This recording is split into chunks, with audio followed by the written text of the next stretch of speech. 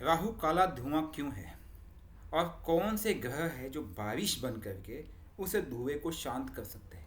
यानी कि राहु का जो काला धुआं है जिसने आपके जीवन में भ्रम माया या ऑब्सेशन क्रिएट किया है उसको शांत करके उसको दबा करके क्लियर व्यू क्लियर आकाश आपको दे सकते हैं। इसी टॉपिक पे हम क्लास की चर्चा करने वाले हैं। हम राहु के एक ऐसे एंगल को टच करेंगे जिसे बहुत कम या ना के बराबर एस्ट्रोलॉजर समझते हैं और समझा सकते हैं आपको। आपको पता है कि राहु एक भ्रम है, राहु एक माया है, राहु एक ऑब्सेशन है। राहु अचानक ऊंचा उठता है और अचानक गिरा भी देता है। ये सब चीज़ें हमने आज तक चर्चा की है, लेकिन असली सवाल ये उठता है कि राहु काम कैसे करता है, उसकी एनर्जी को विजुअल रूप में कैसे समझा जा सकता है, उसकी एनर्जी को अपने जीवन में कैसे यूज़ किया जा सकता है। और उसको समझने के लिए आपको तत्व बेस्ड ज्योतिष के लॉजिक को समझना होगा। राहु को काला धुआं समझना एक कटु सत्य है, लेकिन ये धुआं करता क्या है? चीज़ों को ढकता है, क्लैरिटी कम कर देता है, दिशा छुपा देता है, आँखों में भ्रम या जलन उत्पन्न कर देता है और हवा के साथ वह फैलता जाता है, जिसकी वजह से जैसे ही आपके जीवन में कोई नेगेटिविटी आई उस नेगेटिविटी को भी वो बढ़ाते चला जाएगा। अगर आपने उसको पॉजिटिव कर दिया उसको भी बढ़ाते चला जाएगा। तो यह काम राहु करता है और जिसकी वजह से जीवन में क्लैरिटी कम हो जाती है, आपके डिज़ायर्स बढ़ने लगते हैं, क्योंकि आपको किसी चीज़ की प्राप्त करने के लिए जो ऑब्सेशन इतना बढ़ जाता है कि आप उसके लिए कुछ भी करने को तैयार हो। लेकिन साथ ही साथ वो एक इल्यूजन फैलाएगा, एक मायाजाल फैलाएगा और माइंड की जो सबकॉन्शियस माइंड है आपका, उसके एटमॉस्फेयर को पूरी तरह से पॉल्यूटेड कर देगा। यानी कि जो उसका खुद का स्वभाव है, जो उस राहु का खुद का स्वभाव है पॉल्यूशन, वो पॉल्यूशन आपके अपने जीवन में ला देगा। अब प्रश्न ये उठता है कि अगर मेरा राहु एक काला धुआं है तो उसको शांत कैसे किया जाए। अब धुएं को बिठाने के लिए क्या चाहिए? बारिश। अगर आपको पता है कहीं आग लग जाए, कहीं बहुत तेज़ धुआं उठ रहा है और वहाँ पे बारिश हो जाए, आपने देखा होगा कि ठंडी के मौसम में दिल्ली में स्पेशली पॉल्यूशन बहुत हो जाता है, तो वहाँ पे बारिश कराई गई थी, कृत्रिम बारिश कराई गई थी। कृत्रिम बारिश का तात्पर्य क्या था कि बारिश उस धुएं को नीचे दबा देगा। यानी कि अगर राहु एक स्मोकी एयर है तो उसको सेटल करने के लिए आपको जल तत्व की आवश्यकता है। ये एक बहुत ही सिंपल लॉजिक है, लेकिन वह जल तत्व कौन सा?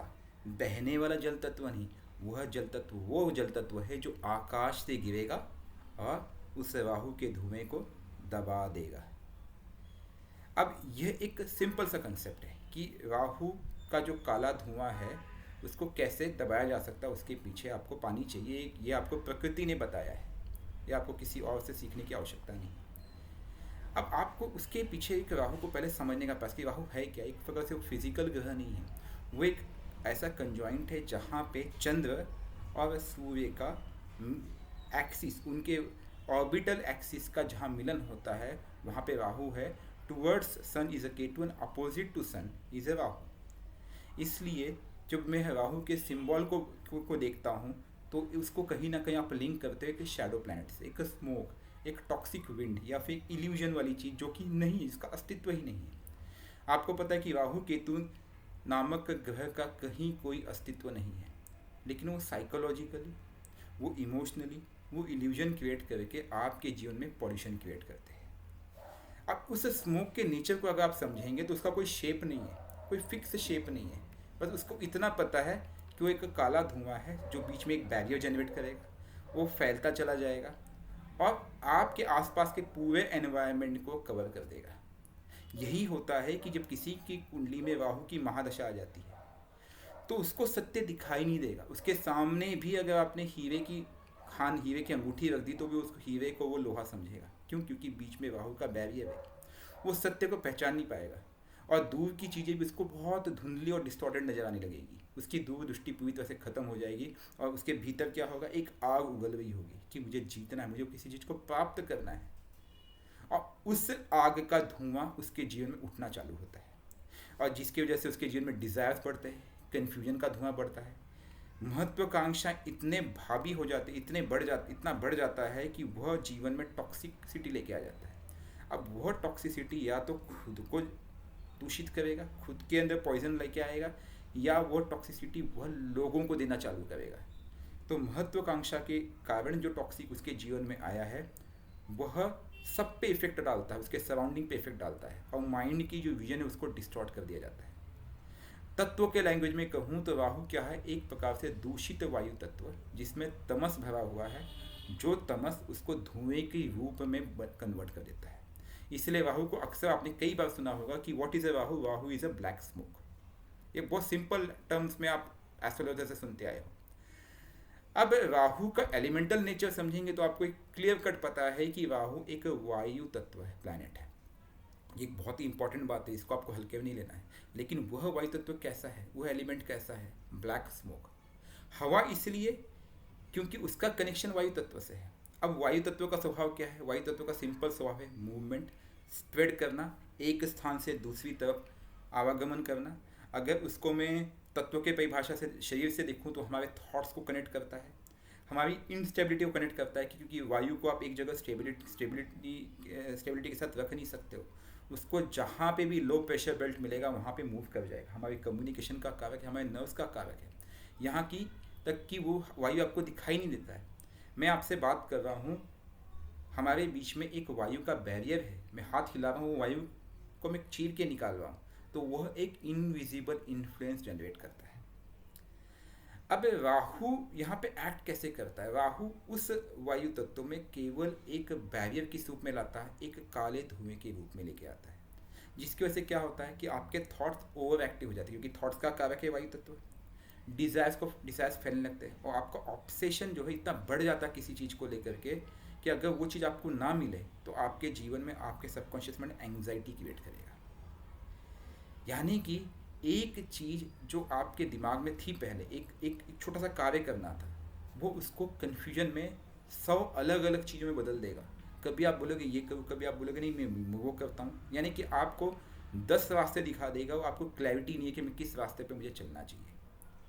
इसीलिए ये प्योर वायु नहीं है, राहु एक डिस्टर्ब्ड वायु है, स्मोकी वायु है, पॉल्यूटेड एयर है। ये उसकी बेटर अंडरस्टैंडिंग अगर मैं राहु को लेने की कोशिश करूँ कि व्हाट इज़ राहु। अब राहु अगर धुआं है तो अब हमें समझना है कि बारिश क्या है। अभी हमने स्टार्ट ही किया था कि राहु के धुएं को कौन सेटल कर सकता है, तो उसके पीछे हमने तत्व लगाया था कि जब बारिश होगी तो वह उस राहु के धुएं को सेटल कर देगा। और जब राहु का धुआं सेटल होगा तो आपको आकाश पूरा क्लियर दिखाई देगा। जो राहु ने पॉल्यूशन क्रिएट किया था, पॉल्यूशन निकल जाएगा, आपके आँखों में जो जलन हुई थी जलन हट जाएगी और आपको क्लैरिटी आ जाएगी मुझे करना क्या है। अब इसी परिप्रेक्ष्य में आप समझिए कि किसी शहर में बहुत स्मोक हो, पॉल्यूशन हो, हेज हो, तो आप क्या करते हो, बारिश कराते हो, या बारिश हो जाए तो पूरा एटमॉस्फेयर साफ हो गया, आसमान क्लियर हो गया, पेड़ हरे भरे हो गए, विजिबिलिटी क्लियर हो गई। ज्योतिष में भी यही इफेक्ट, यही कूलिंग और सूदिंग इफेक्ट आपको जल तत्व देता है। कूलिंग, क्लीनिंग, मॉइस्चर, विस्डम, सात्विक फ्लो, जो हम बोलते हैं ना कि मन एकदम शांत हो जाना, सबकॉन्शियस माइंड एकदम क्लियर हो जाना, यही है रेन प्रिंसिपल। लेकिन ज्योतिष का रेन प्रिंसिपल आपको 2 ग्रहों या 2 से 3 ग्रहों में आकर टिकेगा। सबसे पहली बात, जल तत्व प्लैनेट। जल तत्व प्लैनेट कौन से है, चंद्र, और सेकेंडरी है वीनस। दूसरा है रेन होता कहाँ से है, बारिश होती कहाँ से, आकाश से। उस आकाश से बारिश होती है, तो आकाश तत्व प्लैनेट कौन सा है, बृहस्पति। इसके बाद एक आकाश तत्व प्लैनेट और है जिसकी चर्चा हमने पिछले कुछ दिनों में की थी, जिसको प्रथम तत्व अग्नि तत्व की परिभाषा मिली है, और वो आकाश तत्व है केतु।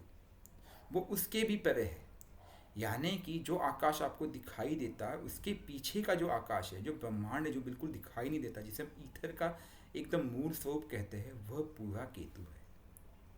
तो यह 3 से 4 प्लैनेट को जब आप अपने जीवन में धारण करते हो तब वो रेनफॉल होगा।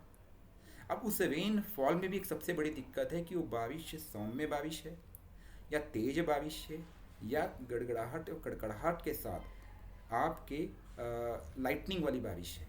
इन तीनों का अंतर भी आएगा कि कौन सी बारिश उस राहु के धुएं को दबा सकती है। यह बहुत बड़ा मैटर है।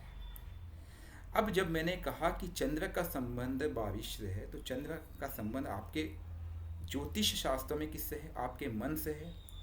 जल तत्व तो है ही है, और जब भी बारिश होती है आपको कूलिंग, सूदिंग और नरिशिंग इफेक्ट फील होता है। जब राहु स्मोक बन करके आपके सबकॉन्शियस माइंड में भर जाता है तो मन क्या होता है आपका? मन विचलित हो जाता है, मन कन्फ्यूजन में होता है, डर आपके मन में समा जाता है। आप बहुत ज़्यादा ओवर थिंक करने लगते हो, आपके जीवन में इमोशनल पॉल्यूशन आ जाता है। और आप इमेजिनेशन भी कैसे करते हो? हमेशा नकारात्मक इमेजिनेशन करते हो, सकारात्मकता आपके जीवन में आती ही नहीं है। तब मून क्या करता है?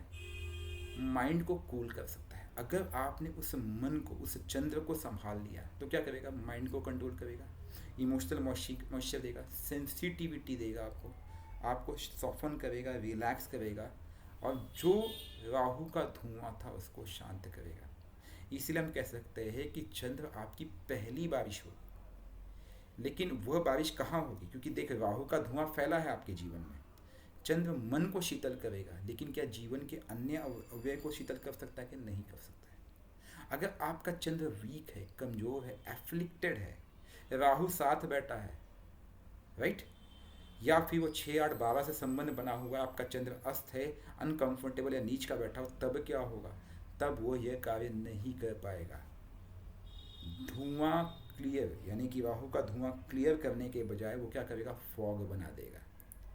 अब आपको समझ में आ रहा है कि ठंडी के मौसम में दिल्ली में या नॉर्थ इंडिया में फॉग होता है, स्मॉग होता है।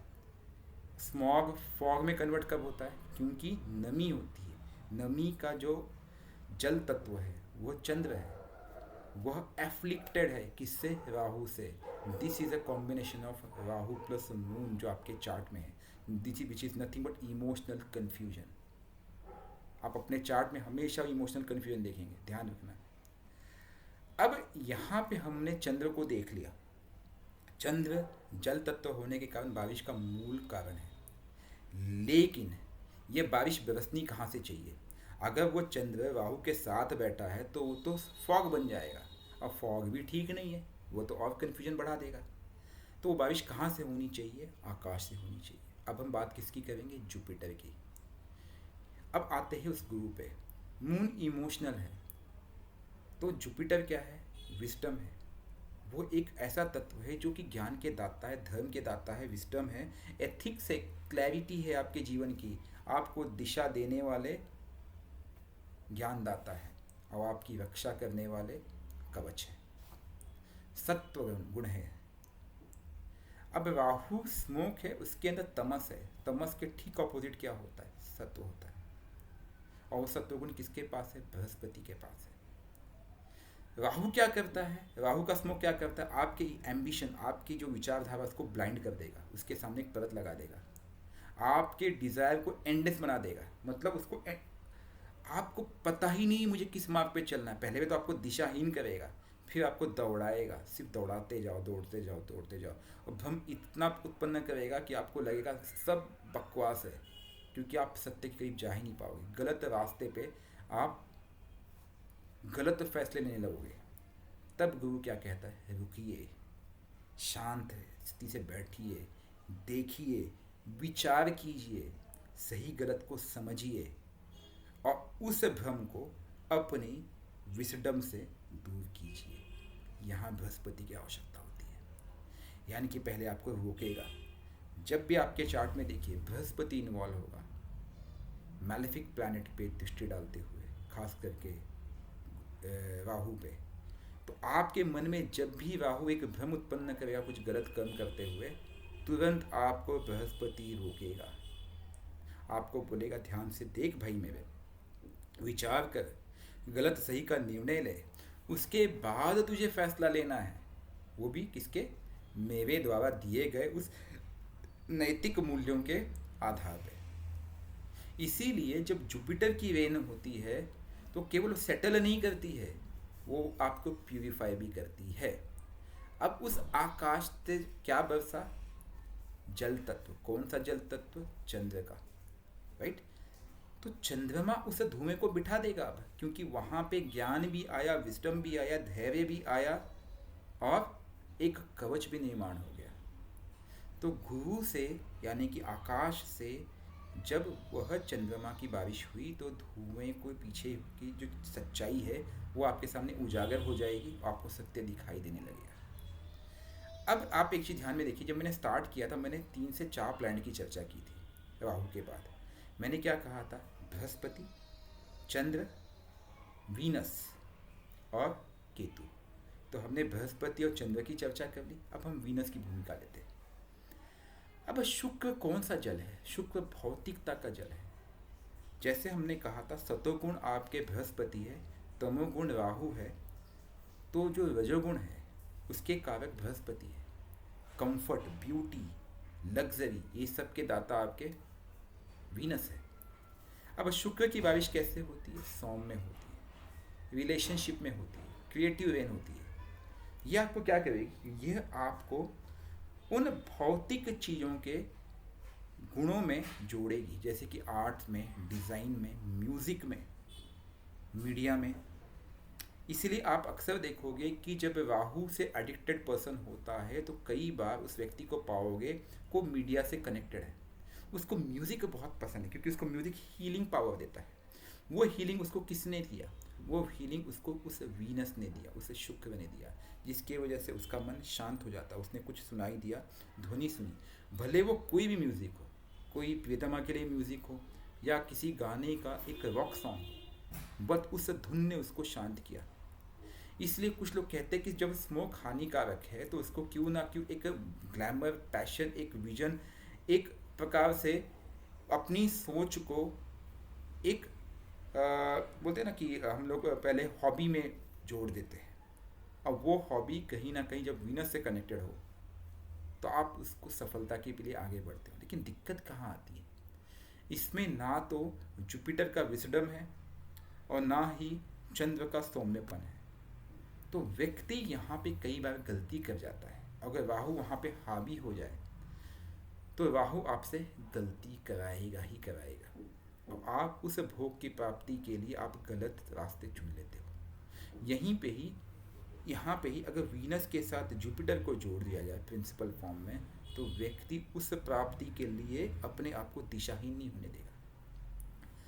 अब एक चीज़ समझिए कि अगर आपके चार्ट में राहु पे बृहस्पति की दृष्टि पड़ रही है, तो वो दृष्टि क्या करेगी कि वो रिजल्ट को, जो ऑब्सेशन था राहु को, उसको स्ट्रैटेजी में कन्वर्ट कर देगी, उसको दिशा दे देगी। जो इल्यूजन था उसको इंसाइट कर देगी, उसको धुएं को हटाती जाएगी। जो फॉरेन एनर्जी थी, क्योंकि यूजुअली क्या होता है जब राहु की महादशा हो या राहु आपके चार्ट में एक्टिव है, जैसे लगन लग्नेश के साथ बैठा हो, चंद्र के साथ बैठा हो, इस तरह के इम्पैक्ट है, या फिर वह बैठा हुआ है दशा लॉर्ड के साथ, तो उस समय आपके साथ क्या होता है कि वह राहु एक इल्यूजन क्रिएट करेगा और फॉरेन एंटिटी, यानी कि आपके परिवार के लोगों के बजाय वो बाहर के लोगों से आपको कनेक्ट करना चालू करेगा। यहाँ पे बृहस्पति क्या करेगा? उस फॉरेन एंटिटी में भी आपके लिए एक अपॉर्चुनिटी जनरेट करेगा। जो डार्क एम्बिशन था, जिसको जो दिशाहीन एम्बिशन था राहु को, वो गाइडेड एम्बिशन में कन्वर्ट हो जाएगा। तो यहाँ पे बृहस्पति की दृष्टि एक प्रकार से उपाय जनरेट करेगी। अब आप बोलोगे कि सर मेरे चार्ट में तो बृहस्पति की दृष्टि है ही नहीं, अब मैं क्या करूँ? तो आपके जीवन में क्या धर्म की बारिश नहीं होगी? बिल्कुल होगी। कब होगी? जब आपके चार्ट में जो नाटल राहु है, उदाहरण के लिए आपकी कुंडली में नाटल राहु लगन में बैठा हुआ है, जो आपको भ्रम समस्या उत्पन्न कर रहा है। अब ट्रांजिट का या गोचर का बृहस्पति जब भी उस पर दृष्टि डालेगा, कहाँ से? पंचम भाव से, सप्तम भाव से या नवम भाव से, तब भी वह दिशा देने का प्रयास करेगा, तब भी वो बारिश देने का प्रयास करेगा। उसमें भी वह बारिश बहुत पावरफुल हो सकती उस दिन, जिस दिन उस बृहस्पति के साथ गोचर का चंद्र भी ट्रांजिट कर जाए और ऑलमोस्ट सेम डिग्री पे, 1-2 डिग्री के अंतर पे राहु की डिग्री और उससे कोइंसाइड हो जाए। याद करो, मैंने ये बहुत 2-3 बार पहले बताया हुआ है कि राहु की समस्या बहुत विकट है, आपको कुछ नहीं करना है। या फिर स्वास्थ्य की समस्या बहुत विकट है, तो जहाँ पे लगन की डिग्री है उसके ट्राइन में जब जुपिटर आ जाए और ऑलमोस्ट 1-2 डिग्री का अंतर हो, तब आप उपाय कीजिए। या राहु के ट्राइन में जब वो जुपिटर आ जाए और वो डिग्री का अंतराल 1 से 2 डिग्री का अंतर, तब आप उपाय कीजिए। तब आप पंडितों को ला करके एक बड़ा अनुष्ठान कराइए, रिजल्ट जनरेट होगा। क्योंकि शास्त्र भी यही कहते हैं कि समय कब है वही समय है। तो गुरु की दृष्टि राहु के धुएं पे धर्म की बारिश करती है, हमने देख लिया। अब जो अगर आपके चार्ट में चंद्र कमज़ोर है तब भी दिक्कत है, और चंद्र वहीं स्ट्रांग है, आपका मून स्ट्रांग है, वेल प्लेस्ड है, सेंटर में प्लेस्ड है, केंद्र त्रिकोण में प्लेस्ड है, तो राहु के इमोशनल स्टेबिलिटी को वह सेटल कर लेगा, क्योंकि माइंड स्टेबल रहेगा, एंग्जाइटी नहीं रहेगी, इंट्यूशन बढ़ेगी, ओवर थिंकिंग आपका मैनेज हो जाएगा, और जो साइकिक सेंसिटिविटी है हमारे सबकॉन्शियस माइंड में, जिसके कारण से हम गलत फैसले ले रहे हैं, वह कंट्रोल में आ जाएगा। इसीलिए आपने देखा होगा कि राहु के केस में मैं हमेशा चंद्र का उपाय बताता हूँ, और 6 स्टेप रेमेडी में भी एक रेमेडी है चंद्र की, बहुत इंपॉर्टेंट है, इसके बिना आपकी रेमेडी कार्य नहीं करती, कीप दैट इन माइंड। और यही मून अगर एफ्लिक्टेड है, अनकंफर्टेबल बैठा हुआ है, मैलिफिक इफेक्ट में है बिकॉज ऑफ एनी रीज़न, तो वह आपको उल्टा कार्य करेगा, बैडली इफेक्ट होगा, यानी कि राहु उसके इन्फ्लुएंस को 4 गुना और बढ़ा देगा। क्या कहने, आपकी तो लग गई मामू। एक तर्क में ने हमेशा, एक मैंने कुछ चार्ट्स देखे थे बहुत पहले, मुझे आज भी याद आ रहा है, उसके चार्ट में जुपिटर प्लस मून बैठा था, यानी बृहस्पति ज्ञान, विस्डम, चंद्र जल तत्व, दोनों ने संगति में बैठ करके एक साथ राहु पे अपनी वर्षा दी थी। राहु की महादशा आई, लेकिन यह स्थिति इतनी सुंदर थी कि चंद्र का इमोशनल रेन और जुपिटर का ज्ञान वाली बारिश, दोनों ने मिल करके उस राहु को ढक रखा था। राहु की दशा भी बड़ी प्यारी गई। क्यों? क्योंकि दोनों मिल करके उसको कूल करते, प्यूरिफाई कर रहे थे, उस धुएं को निकाल रहे थे और मार्गदर्शन कर रहे थे उस व्यक्ति का। यही हमारे साथ होता है। और रिजल्ट क्या था? Intuitive power, spiritual power, meditative power, एक visionary leadership, and he was a very good leader. मैंने अगर अपने चार्ट की भी कभी चर्चा की हुई तो मैंने यही बताया है कि मेरे चार्ट में भी मेरा चंद्र पीड़ित है कहीं ना कहीं, और कहीं ना कहीं मेरी राहु की दशा में मेरा पूरा education, I became an engineer during my Rahu mahadasha, defence DRDO के प्रोजेक्ट्स पे काम किए ड्यूरिंग राहु महादशा, बट वो उस विजन को दिशा किसने दिया मुझे? और मुझे आज समझ में आता है कहीं ना कहीं उस चंद्र को मैंने कंट्रोल कर रखा था। By what means? By meditative means, क्योंकि मैं योग बहुत करता था उस समय और शास्त्रों का अध्ययन करता था, वो एक खोज में लगा हुआ था। तो राहु ने क्या किया? राहु को जो चीज़ मिली उसी को बढ़ाते ही चला गया। उस समय राहु ने मेरे अंदर जो पाया, उस धर्म के प्रति रुझान को पाया, उसने उसको बढ़ा दिया। बहुत सिंपल है। यानी कि मैंने उस स्मोक को बारिश करा के सेटल कर दिया। तो राहु को स्मोक मिला ही नहीं बढ़ाने के लिए, उसको क्या मिला बढ़ाने के लिए? उसे जल तत्व की प्यूरिटी मिली और उसने उसी को बढ़ा दिया। तो मुझे एक्चुअल जो ज्ञान मिला, वह ज्ञान उसी समय मिला जिस समय मेरी राहु की महादशा चल रही थी। उसी समय मैंने भगवत गीता, रामायण, उपनिषद, बाइबल, कुरान, सभी शास्त्र पढ़े। आज मैं सोचता हूँ कि जब मेरी राहु की महादशा इतनी अलग कैसे थी एज कंपेयर टू पीपल जो आज के युग के लोग हैं, जिनकी राहु की महादशा उनको दिक्कत दे रही है, उनको ट्रबल जनरेट कर रही है। Then I compared and found the real secret, moon and Jupiter. This was the real secret जो लोग समझ नहीं पाते। अब यही राहु अगर वाटर साइन में बैठ जाए, जल तत्व राशियाँ कौन कौन सी है? कर्क राशि, वृश्चिक राशि और मीन राशि, राइट? और यहाँ पे जुपिटर का सपोर्ट हो। अब मैंने आपको क्या बताया था कि राहु एक धुआं है, वो किसमें कन्वर्ट हो जाएगा? अगर जल तत्व से मिल जाए तो वो मिस्ट या फॉग में कन्वर्ट हो जाएगा। लेकिन अगर वो आकाश तत्व से रेन आ रहा है, एक अंतर देखिए, अगर आपके वातावरण में नमी है तो वह उसको फॉग में कन्वर्ट करेगा। लेकिन अगर वही बारिश आकाश से हो रही है, यानी कि जुपिटर की दृष्टि पड़ रही है, तो वह उस धुएं को हटा के सेटल कर देगा। तो क्या हो जाएगा? ट्रांसफॉर्मेशन होगा आपका विजडम कैसे होगा? उस भक्ति, उस ज्ञान, उस ओकल्ट के प्रति विजडम होगा, साइकोलॉजिकली हीलिंग होगी और आप डीप रिसर्च में चले जाओगे। This is how Rahu becomes a deep research only with the help of Jupiter and moon. Spiritually आपको क्यूरियोसिटी जनरेट होगी और हिडन नॉलेज बढ़ेगा। अब मैंने जो अपना एग्जाम्पल दिया था, अब आप रिलेट कर पा रहे होंगे कि राहु की दशा ने मुझे इतना ज्ञान दिया, वो ज्ञान आज भी मैं यूज़ कर रहा हूँ। मुझे जो राहु की दशा में मिला वो मुझे किसी दशा में नहीं मिल पाया, and I am very thankful. लेकिन कहीं ना कहीं it was not Rahu. Rahu तो अपना कर्म कर रहा था, राहु तो केवल मैग्नीफाई करने का कार्य कर रहा था। उसके पीछे का रिजल्ट कुछ और था। उसके पीछे का रिजल्ट था माय मून। उसके पीछे का रिजल्ट था वो हाउस, जिस हाउस में राहु बैठा है, and how I utilize it. अब इसी राहु को मैं अगर जुपिटर के परिप्रेक्ष्य में देखूं तो जुपिटर को साथ राहु बैठा है और आपने जुपिटर को डायरेक्शन नहीं दिया है, तो वो क्या बनाएगा? वो एक योग बनाएगा जिसे आप अच्छी तरह से जानते हो, what it is called as a guru chandal दोष। यानी कि वह उस जुपिटर के नॉलेज को भी भ्रमित कर देगा।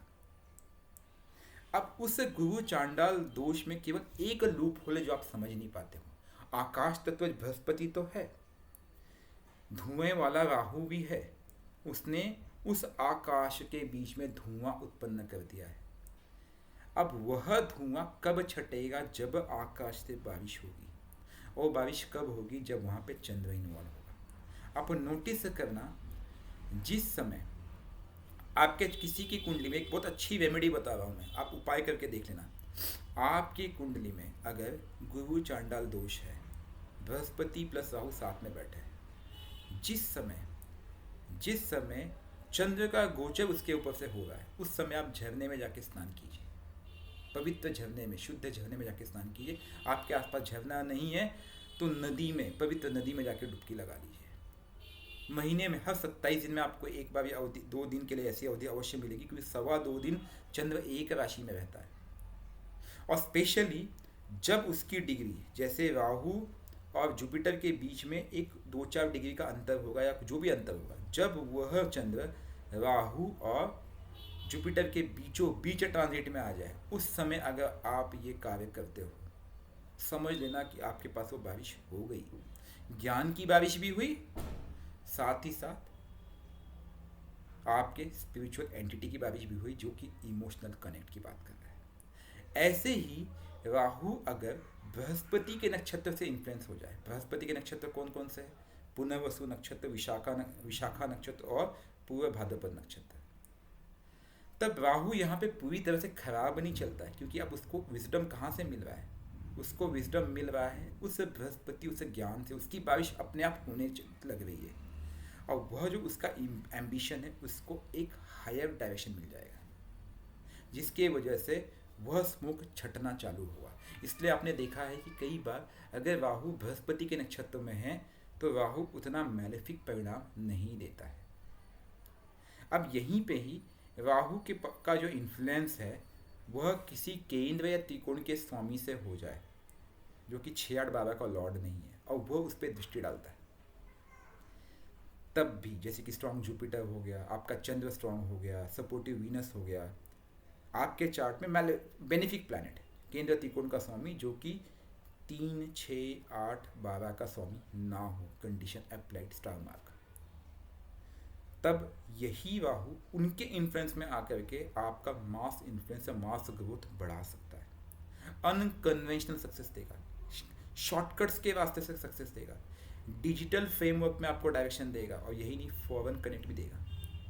कई बार मेरे पास जब चार्ट आता है तो मैं उसको हमेशा 2 से 3 पर्सपेक्टिव से देखने का प्रयास करता हूँ। अगर राहु की महादशा है, राहु से व्यक्ति परेशान है, क्या इस व्यक्ति को मैं अपना लैंड छोड़ कर के ऐसी जगह छोड़ भेज सकता हूँ जहाँ पे उसके कल्चरल इम्पैक्ट ना पड़ता, अपने कल्चर से दूर।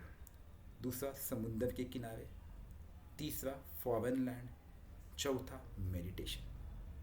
इनमें से अगर किसी भी रूप में मैं उसको कनेक्ट कर सकूँ तो राहु की समस्या को मैं कंट्रोल कर लूँगा, उसके इफेक्ट को मैं 40 से 50% तुरंत कंट्रोल कर लूँगा। यही वह रियलिटी है जो लोग समझ नहीं पाते हैं, कि जैसे वो करने लगेगा उसको अपने आप ग्रोथ मिलने लगेगा, मास इन्फ्लुएंस मिलेगा, उसका नेटवर्क अलग हो जाएगा, राइट। अब इस नक्षत्र के इफेक्ट को भी देखिए। अगर मैं राहु के बिहेवियर को देखूं तो राहु का बिहेवियर कैसा है? या तो वो स्मोक है, धुआं, या तो फॉग है, या तो वो एक स्टॉर्म है यानी कि आंधी, या तो एक बिजली है लाइटनिंग, या तो ग्रहण है एक्लिप्स, यानी कि पूरी तरह से एनगल्फ कर लेना। इसमें सबसे खतरनाक एक्लिप्स यानी कि ग्रहण होता है, उसके बाद होती है लाइटनिंग क्योंकि वो भी जला देगी, उसके बाद स्टॉर्म, उसके बाद फॉग, उसके बाद स्मोक। तो जो स्मोक हम बोलते हैं राहु का धुआं, वो बहुत ही सिंपल फॉर्म है। अब आपको ये समझना है कि आपके चार्ट में राहु कैसे बिहेव कर रहा है, क्या इन पांचों में से क्या है, क्या केवल धुआं है, क्या वो फॉग है, क्या वो स्टॉर्म है, क्या वो लाइटनिंग है, या फिर वो एक ग्रहण या एक्लिप्स है। वो किस तरह बिहेव कर रहा है। अगर मैं फॉग की बात करूं, सिंपल फॉग क्या, देखिए धुआं तो आपको पता चल कि राहु का नेचुरल स्वभाव ही धुआं है। फॉग की बात करूं, जब भी जल तत्व प्लैनेट चंद्र का इन्फ्लुएंस राहु के साथ आ जाए, जैसे कि चंद्र राहु के नक्षत्र में आ जाए, या फिर चंद्र राहु साथ बैठे हो, या फिर चंद्र पे राहु की दृष्टि पड़ती हो और राहु की दशा चल रही है, this is a clear state of a fog, state of a Rahu. यह उस जल तत्व पे राहु का इन्फ्लुएंस है जिसके वजह से आपकी क्लैरिटी खत्म हो गई।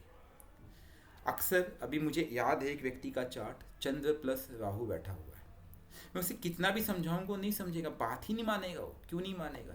क्योंकि उसका क्लैरिटी ही नहीं है। राहु प्लस मून का जो एफ्लिक्शन है यहाँ पे, वो वाटरी इमोशन है। That person was highly emotional, छोटी छोटी बात पे रोने लगना। इमेजिनेशन स्ट्रांग है बट उसकी ग्राउंडिंग वीक है। इमेजिनेशन तो ऐसे ही करेगा कि समझ लो कि वो माउंट एवरेस्ट पे चढ़ के बैठा हुआ है, लेकिन कंफ्यूजन,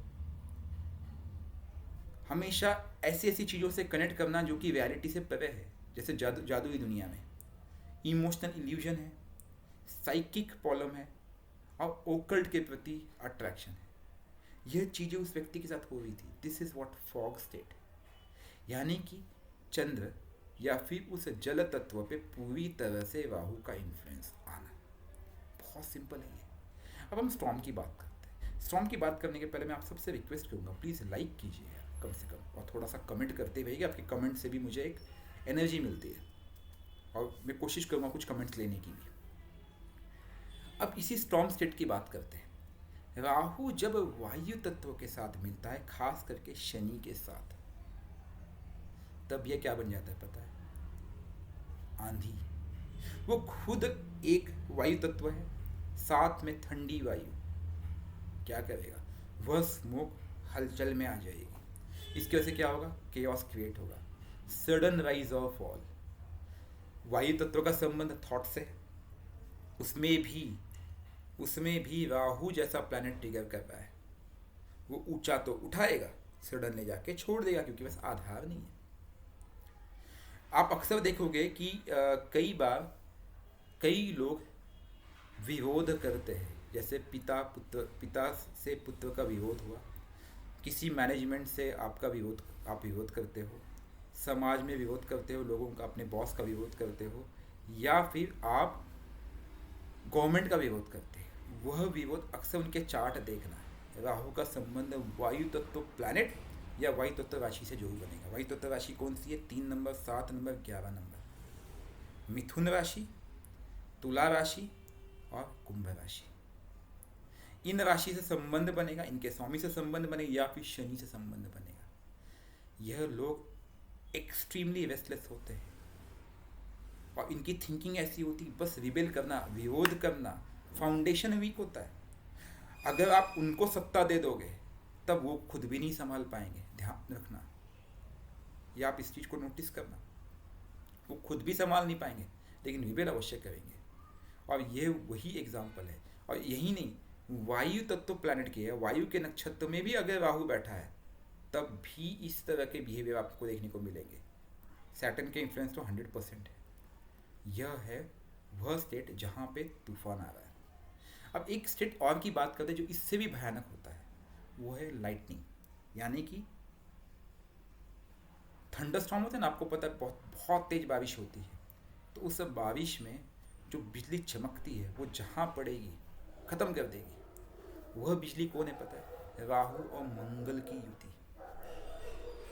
यह राहु जब भी अग्नि से जुड़ता है अग्नि तत्व प्लैनेट से जुड़ता है, अग्नि तत्व राशि से जुड़ता है। अग्नि तत्व राशि कौन सी? 1 नंबर, 5 नंबर और 9 नंबर। 1 नंबर राशि आपकी मेष राशि, 5 नंबर आपकी सिंह राशि, 9 नंबर आपकी धनु राशि। तब वह लाइटनिंग जनरेट कर सकता है और यह बहुत ही एग्रेसिव एनवायरनमेंट जनरेट करेगा, जिसकी वजह से क्या होगा, आपका स्वभाव बहुत ही एक्सप्लोजिव हो जाएगा। आप हर एक्शन को बहुत ही एग्रेशन के साथ लेंगे। यही नहीं, आपके जीवन में सडन ब्रेक थ्रू होंगे, सडन फैसले होंगे, एक्सीडेंट होने के चांसेस बढ़ जाते हैं, ध्यान रखना। उसमें अगर चंद्र पीड़ित हो तो एक्सीडेंट को बचाना बहुत मुश्किल हो जाता है। करेज बहुत हाई होगा, आप किसी से नहीं डरते, मतलब मैं तो किसी के बाप से नहीं डरता हूँ, ऐसे डायलॉग आपने लोगों से सुना होगा। ये वही लोग हैं जिनका संबंध में राहु का मंगल से बन जावे या मंगल के नक्षत्र में बैठ जाए, इनको ड्रामेटिक सक्सेस और फेलियर मिल सकता है। ये मैं केवल केसेस बता रहा हूँ कि वे कौन से केसेस है जहाँ पे लाइटनिंग स्टेट, जहाँ पे वह व्यक्ति की ऊर्जा, राहु की ऊर्जा एक विस्फोटक हो सकती है। अगर लग्नेश, केंद्र त्रिकोण का स्वामी, शुभ प्लैनेट जुपिटर, इनकी दृष्टि या इनका सपोर्ट ना मिले तो कंडीशन अप्लाइड, ध्यान रखना इस बात को। अब हमने राहु के सभी स्वरूप देख लिए, अब क्लियर स्काई की बात करते हैं। यह वातावरण क्लियर कब होता है? जब वो धुआं हटेगा, बहुत सिंपल है। और धुआं कब हटेगा? जब बृहस्पति आकाश तत्व से चंद्र की बारिश होगी, यानी कि 2 प्लैनेट बहुत इंपॉर्टेंट है उस राहु को कंट्रोल करने के लिए। कौन कौन से हैं? चंद्र और बृहस्पति। तभी स्मोक सेटल होगा, जीवन में क्लैरिटी आएगी, आप सही फैसले लोगे, जीवन में डिसिप्लिन आएगा, आप एथिकल हो जाओगे, स्पिरिचुअल हो जाओगे, और आपका राहु कंट्रोल कर होके आपके डिज़ायर्स को भी कंट्रोल कर देगा। यह वो सिंपल सीक्रेट है जो आपको नहीं पता है। इसी कंसेप्ट को आप हाउस लेवल पे अप्लाई करके देखिए। अब मान लेते हैं कि राहु आपके किसी हाउस में बैठा हुआ है जहाँ पे स्मोक क्रिएट कर रहा है, फर्स्ट हाउस में बैठा है। फर्स्ट हाउस सेल्फ है, सेल्फ मतलब मेरी पर्सनैलिटी, मैं खुद। तो कन्फ्यूजन कहाँ क्रिएट करेगा? क्योंकि फर्स्ट हाउस में आप ब्रेन है, पूरा कन्फ्यूजन मेरे से में आएगा, क्लैरिटी ऑफ थॉट्स ही नहीं रहेगा, क्योंकि वहाँ पे वो निगेशन दे रहा है, वहाँ पे वो स्मोक क्रिएट कर रहा है, वहाँ पे वो ये जो मैंने 5 चीज़ें बताई ना आपको, धुआं, स्टॉर्म, लाइटनिंग, थंडर, ये सब में से कोई भी चीज़ क्रिएट कर सकता है। वो डिपेंड करता है किस तत्व में बैठा, किसके इन्फ्लुएंस में बैठा हुआ है। तो अब आप देखिए तत्व कितना महत्व है। आप जब भी राहु को देखते आए हो आज तक आपने राहु को तत्व के पर्सपेक्टिव से देखा ही नहीं, इसलिए आप हमेशा प्रेडिक्शन करते समय फेल हो जाते हो। हालांकि मेरा टॉपिक प्रेडिक्शन है, क्योंकि मैं प्रेडिक्शन इसलिए नहीं करता क्योंकि बस माता रानी का आदेश है कि हमें उस व्यक्ति को डायरेक्शन देना है कि उसको बैलेंस कैसे करे। मुझे आपके भविष्य देखने का अधिकार नहीं है, क्योंकि मुझे पता है कि अगर आपको दिशा दे दी जाए तो भविष्य अपने आप बदल जाएगा। जो प्रोबेबिलिटी 20% पॉजिटिव 80% नेगेटिव थी, मैं उसको रिवर्स भी तो कर सकता हूँ। कैसे कर सकता हूँ? उसमें से एक उपाय ये है, बारिश करा करके राहु के धुएं को हटा दो। अब यही राहु अगर मैं 4th हाउस में बैठा है, क्या होगा? इमोशनल स्मोक होगा घर के अंदर। यही राहु अगर 5th हाउस में बैठा है, इंटेलेक्चुअल स्मोक होगा, स्पेक्यूलेशन बहुत करेगा। इसलिए 5th हाउस वाला व्यक्ति मैक्सिमम मुझे मिलता है क्या करते पता है? स्टॉक मार्केट में। और मैं बोलता बेटा स्टॉक मार्केट मत कर, तो डूब जाएगा। उसमें भी वो व्यक्ति क्या करेगा? F&O, future and option. 99.9% लोग यहाँ पे डूबे हुए मिलेंगे। वो जो 0.1% लोग बचे होंगे उसमें भी बृहस्पति की दृष्टि होगी, बृहस्पति की बारिश होगी, जिसने संयम के साथ, बैलेंस के साथ ट्रेड किया होगा। 7th हाउस में रिलेशनशिप इशू लेके आएगा, 10th हाउस में करियर का इशू लेके आएगा। अब बारिश कौन देगा? अगेन बृहस्पति और चंद्र। राहु 10th हाउस में करियर का ऑब्सेशन होगा, वो हमेशा करियर में आगे बढ़ना चाहता है, जीतना चाहता है, फेम का एडिक्शन है। लेकिन स्मोक का है, पब्लिक डरेगा हमेशा। उसके मन में यार ये दोस्त आगे बढ़ गया, अभी वो आगे बढ़ गया, ये उसकी चापलूसी कर रहा है, हमेशा उसकी थिंकिंग नेगेटिव ही होगी। यहीं पे अगर बृहस्पति का सपोर्ट मिल जाए तो क्या होगा? एथिकल नॉलेज, एथिकल लीडरशिप मिल जाएगी उसको, उसकी दिशा मिलती है। अब इस व्यक्ति की ग्रोथ होने लगेगी। 10th हाउस में राहु बैठा है, he can be a very good politician, he could be a very good leader. Condition applied. किसका साथ चाहिए? बृहस्पति। और किसका साथ चाहिए? क्योंकि इमोशंस भी तो कंट्रोल करने पड़ेंगे ना यार, मून का। उसकी इमेज अपने आप पब्लिक में क्रिएटिव होने लगेगी, उसको दिशा मिलने लगेगी। तो यह चीज़ आपको समझने की आवश्यकता है कि आपको मून और जुपिटर को पहले उपाय करना पड़ेगा। यही कारण है कि राहु के उपाय के लिए मैं क्या कहता हूँ, शिव मंदिर में जाके जलाभिषेक करो, ओम नमः शिवाय का जाप करो और सोमवार का उपवास करो। मैंने कौन से 2 प्लैनेट को ट्रिगर किया? सीक्रेट रिवेल्ड, राइट, जो लोगों को पता ही नहीं। तत्व से ही हमने इसको आधार लिया ना, तत्व के बाहर तो नहीं गए। यानी कि जब भी मून और जुपिटर आपके चार्ट में बेनिफिक होते हैं, आप ऑटोमेटिकली काम हो जाते हैं। अब इसमें कई चीज़ों पर डिपेंड करता है, पता है। अब ये हर चार्ट में ऐसे ही काम नहीं करेगा, आपको समझना होगा कि जो फाइनल रिजल्ट है ना इसका, उस प्लैनेट की डिग्री या फिर वो प्लैनेट की डिग्री और राहु की डिग्री में कितना अंतराल। इसलिए मैंने कहा जब उपाय करना है तो जब जितनी राहु की डिग्री है या जितनी लग्न की डिग्री है उसके सेम डिग्री के आसपास वो दृष्टि डालो तभी काम करेगा। यानी कि सेम पद में हो वो दृष्टि डालो। आपके खुद के अंदर कितनी एनर्जी है, यानी कि आपका लगन, आपकी डिग्निटी, उस पर भी काम करने की आवश्यकता है। किस राशि में बैठा हुआ है, किस नक्षत्र में बैठा हुआ है राहु और जुपिटर दोनों, किस हाउस में बैठा हुआ है और किस किस का एफ्लिक्शन है। अगर 6, 8, 12 का लॉर्ड हुआ जुपिटर तब क्या करोगे, वो तो सोचा ही नहीं आपने। तब आपको 6, 8, 12 के उस हाउस के कैरेक्टर को भी धारण करना होगा उसे जुपिटर के साथ, तब कार्य बनेगा। जैसे जुपिटर 6th हाउस का लॉर्ड है, वो सेवा की बात कर, बिना सेवा के आप उस रेन को नीचे नहीं ला पाओगे। 8th हाउस उस मंथन की बात करता है, उसको रिसर्च करना पड़ेगा, साधना करनी होगी।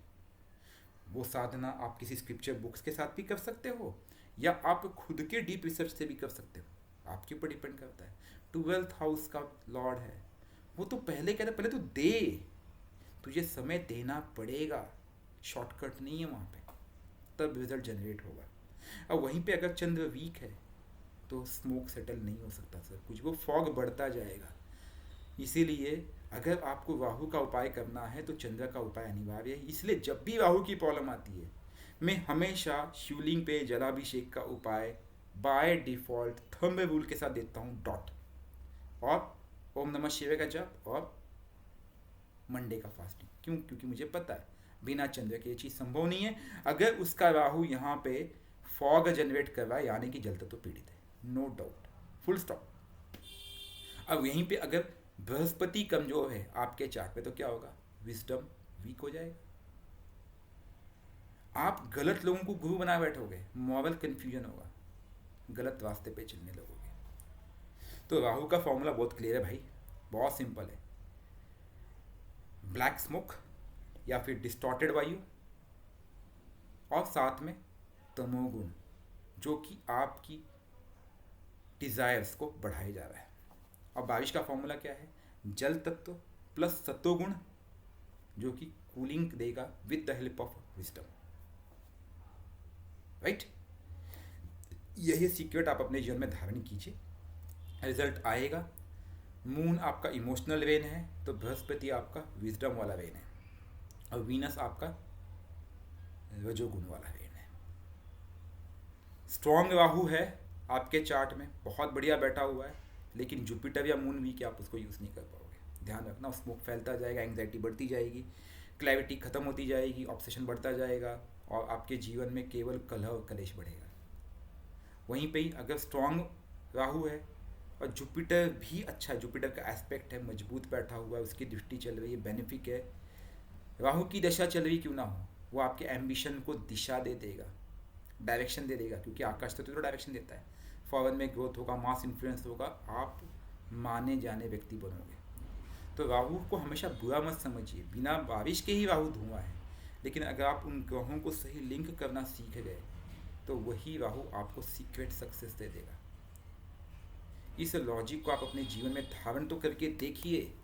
उस जल तत्व, सत्संग, धर्म, ज्ञान, गुरु, अपने इष्ट को गुरु बनाना सीखिए। 5th हाउस पे लिंक होगा, इमोशंस को कनेक्ट करना सीखिए, मंत्रों से कनेक्ट करना सीखिए, रिजल्ट आना ही आना है, कैसे नहीं आएगा। यही ऋषि मुनि आपको बहुत सालों से बताते आए थे। पूरा सार ही तो यही है कि केवल भ्रम नहीं है राहु। राहु केवल काला धुआं नहीं है, वो केवल हवा में फैलता हुआ धुआं नहीं है, वो केवल क्लैरिटी नहीं छीन रहा है, वो डायरेक्शन ही नहीं ढक रहा है, वो केवल डिजायर्स को टॉक्सिक ही नहीं बना रहा है। अगर उस पर चंद्र की या फिर बृहस्पति की अनुकंपा मिल जाए और शुक्र की वर्षा हो, क्योंकि आपको भौतिक सुख चाहिए इसलिए मैं शुक्र की बात कर रहा हूँ, राइट, तो वो धुआं बैठने लगता है। और जैसे वो धुआं बैठा, आसमान साफ, आसमान साफ मतलब मन साफ, निर्णय साफ, और जीवन में फिर से ग्रीनरी आ गई, सब कुछ क्लियर दिखने लगा। तो आपको क्लैरिटी तो आ गई होगी भाई ये क्लास में। यह है राहु की स्मोक थियरी। अब आप चाहो तो एक मैं सेशन और लेना चाहूँगा कि किस नक्षत्र में, लेकिन मैं सोचा हूँ नक्षत्र से कभी नक्षत्र के हम जो सेशंस लेने वाले लगभग 30-40 क्लासेस लेंगे उसका पार्ट रखता हूँ कि किस नक्षत्र में राहु, फॉग, स्टॉर्म और लाइटनिंग है और नक्षत्र लेवल पे राहु का उपाय कैसे किया जाए। ये मेरा प्लान है आने वाले समय में। डेफिनेटली इस पर हम बहुत डिटेल चर्चा करेंगे, लेकिन वो तब होगा जब आपको मैं नक्षत्र की परिभाषा समझा सकूं कि नक्षत्र कार्य कैसे करते हैं। लगभग 25 से 30 सेशन तो मिनिमम होंगे, हो सकता है बढ़ भी जाए, क्योंकि आपको पता है कि जब हम डेप्थ में जाते हैं तो क्लासेस बढ़ जाते हैं अक्सर, क्योंकि तत्व थ्योरी में भी हमने लगभग 25 से 30 क्लासेस ले लिए, जो कि पहले में आप 15 क्लासेस का प्लान था, right. Okay, why Lal Kitab suggest silver elephant in water to settle the smoke. आपके सामने आंसर है। अब वह जो स्मोक सेटल कर रहे हैं वो एक तात्विक दर्शी रूप में, लेकिन क्या आपने उस जुपिटर को अपने जीवन में धारण किया? नहीं किया, करेक्ट। और वो जो सेटल है elephant in water, silver elephant, ध्यान रखना सिल्वर क्या है? सिल्वर है जल तत्व एंड वीनस, यानी चंद्र वीनस को कंबाइन करके एलिफेंट यानी कि विजडम, जुपिटर, तीनों को मिला के जल तत्व में डाल दिया। वो राहु को धुआं को ढक सके और आपको विजन और क्लैरिटी मिले। अब समझ में आ रहा है कि ये जो लाल किताब के उपाय बताए जाते हैं उसके पीछे का लॉजिक क्या था? अगेन तत्व थियरी तो थी। ये तत्व थियरी ही आप समझ नहीं पा रहे थे आज तक। आपका क्वेश्चन बिल्कुल लॉजिकल था और इसका आंसर आपको मिल गया होगा, राइट। देखिए, मैं चार्ट अभी लेना नहीं चाहूँगा, जैसे लोगों ने पूछा है कि राहु सूर्य बुध इन सेकेंड हाउस। सर देखिए, राहु को आप धुएं के रूप में लीजिए ना, आप उसको क्यों कंफ्यूज कर रहे हो? अब सूर्य के साथ बैठा, बुध के साथ बैठा, सेकंड हाउस में बैठा। देखिए, सेकंड हाउस में बैठा, आप फूड आइटम का डोनेशन कीजिए, आपकी वाणी का डोनेशन कीजिए, वहाँ पे जुपिटर को लेके आइए ना, आप धर्म को लेके आइए। जल तत्व तो फूड है, फूड का डोनेशन कीजिए। रिजल्ट कैसे नहीं आएगा? आप करके तो देखिए। प्रॉब्लम ये है कि आप उस स्मोक को हटाने का प्रयास ही नहीं करते हो और फिर कहते हो सर मेरे जीवन में समस्या है, राइट। तत्व डिफरेंट होगा, उसका इफेक्ट पड़ेगा। मैंने बीच में भी राहु की क्लास ली थी, देखा होगा आपने, अलग अलग तत्वों में राहु का स्वभाव कैसा होता है। आप उस प्लीज क्लास को देख लीजिएगा, ठीक है। क्योंकि तत्व, राशि, हाउस, नक्षत्र, इन सब पे के ऊपर भी राहु का प्रभाव भिन्न भिन्न पड़ता है। प्लीज़ लाइक कीजिए, मैं आपसे रिक्वेस्ट करूँगा, और वीडियो को शेयर कीजिएगा, राइट। धन्यवाद। Remedies, okay, got my answer, okay, excellent explanation, okay. Maximum question, lightning मास का सीधा सीधा उदाहरण है लगन में। जैसे आपने पूछा है कि विस्परिंग नेटवर्क ने कि लाइटनिंग मास का एक एग्जांपल दीजिए। आपके लगन में राहु प्लस मंगल बैठा हुआ है, या फिर राहु प्लस मंगल बैठा हुआ है, मंगल की दशा चल रही है, या राहु की दशा चल रही है, या फिर राहु प्लस मंगल बैठा है, मंगल आपका लग्नेश है या सप्तमेश है उदाहरण के लिए, तो झगड़े कहाँ होंगे? जिस भाव का लॉर्ड हुआ। यह है लाइटनिंग मास, बहुत सिंपल है, इसीलिए उसे बोलते हैं अंगारक दोष। उसका उपाय आवश्यक हो जाता है, करेक्ट, अंगारक दोष, ठीक है।